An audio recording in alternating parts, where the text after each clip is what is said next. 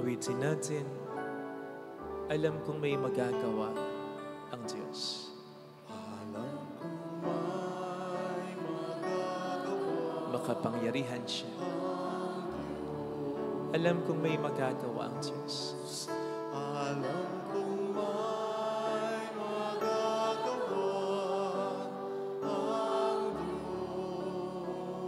Kung ako'y magtatapat Kung ako'y magtatapat sa Kanya'y maglilingkod, Kanya'y maglilingkod, alam kong may magagawa ang Diyos. may magagawa ang Diyos. Alam kong di rin kinang Diyos ang samo ko Alam kong di dahil mahal niya ako. ng Diyos ang samo ko. Alam kong di rin kinang Diyos ang samo ko Alam kong di rin ng Diyos sapagkat anak niya. ang samo ko.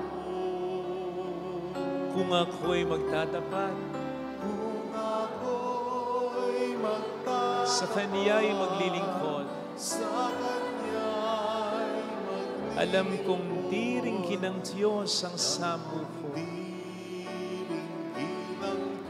Diyos ang samo ko. Pikit natin ang ating mga mata, Panginoon. Pasensya na kung sa maraming pagkakataon mas pinakikinggan ko ang sigaw ng Diablo kesa ang bulong mo. Nadadala lang po ako ng takot ko, ng pag-aalala ko, ng galit ko, ng paghahanap ko.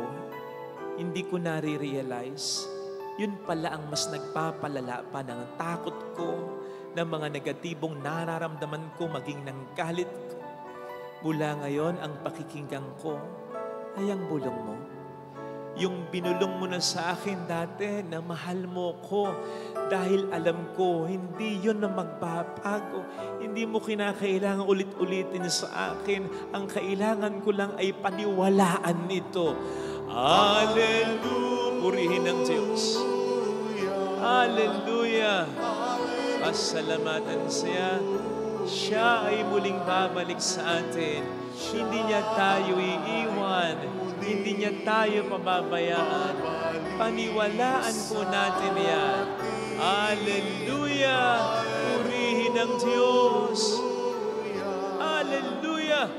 Sa takdang panahon, babalik ang Panginoon upang tayo ay kunin tapat siya sa kanyang mga pinangako sa atin. Sabihin mo sa sarili mo, mayroong magandang mangyayari sa iyo. God is telling you right now, bakit ka natatakot? Bakit ka naiinggit? Bakit ka nag-aalala? Bakit ka nalulungkot? Hindi ka ba naniniwalang buhay ako? Para saan at nanguling na buhay ako? Para tingnan ka lang nagdurusa sa buhay mo? Muli akong nabuhay para ipa-experience ko sa iyo ang muling pagkabuhay ko. Sa problema mo, sa pinagdaraanan mo, I'm here to give you hope. Something to be excited about. Something to look forward to sa kabila ng problema mo.